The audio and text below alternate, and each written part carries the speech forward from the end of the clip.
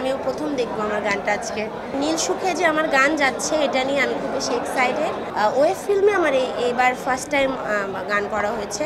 মির্জাপুর আপু আমার মনে হয় সবারই ফেভারিট। আমরা একটা প্রজেক্ট করেছিলাম এর আগে করোনার পর আর অবশ্যই কাজের অভিজ্ঞতা খুব ভালো, কারণ ভিকি জায়েদ ভাইয়ের কাজ মানেই খুব দুর্দান্ত হয় আর ভিকি ভাইয়ের কাজগুলো সবসময় একটু ডিফারেন্ট হয়।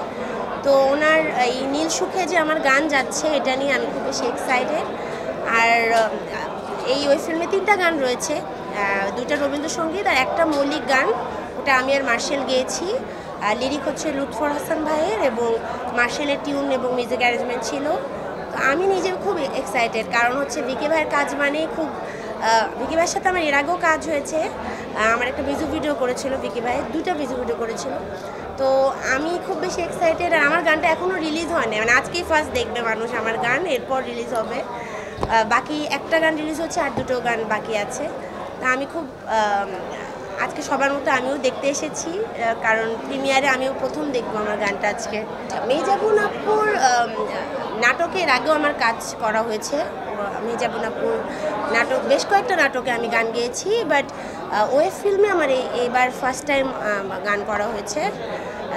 আর মির্জাপুর আপু আমার মনে হয় সবারই ফেভারিট, কার ফেভারিট না। তার অ্যাক্টিংয়ের ভক্ত আমি, এবং মানুষ হিসেবেও সে খুবই সুইট একটা মানুষ, আমার খুবই ভালো লাগে। তো আমি শুভকামনা জানাচ্ছি মির্জাপুর আপুর জন্য, কারণ মির্জাপুর আপু যে কটা কাজই করেছে সে খুব বেশি এফোর্ট দেয়, এবং আমরা নীল সুখের পুরো টিমটাই আসলে খুব বেশি এক্সাইটেড এই কাজটা নিয়ে। রিসেন্টলি তো একটা গান রিলিজ হলো আমার, এক জনমে হাজার বরণ টাইটেলে, রাকিব হাসান রাহুলের লেখা ছিল আর অদিত রহমান দাদার মিউজিক অ্যারেঞ্জমেন্ট। এর বাইরে সামনে রবীন্দ্রনাথের জন্মবার্ষিকী উপলক্ষে একটা রবীন্দ্রসঙ্গীত রিলিজের প্ল্যান আছে।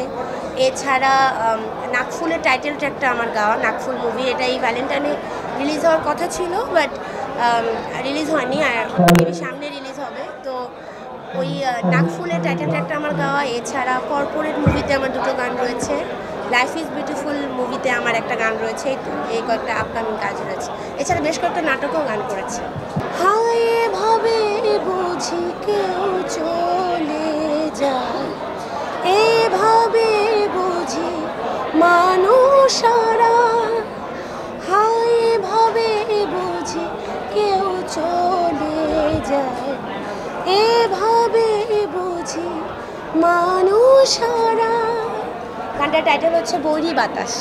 Thank you.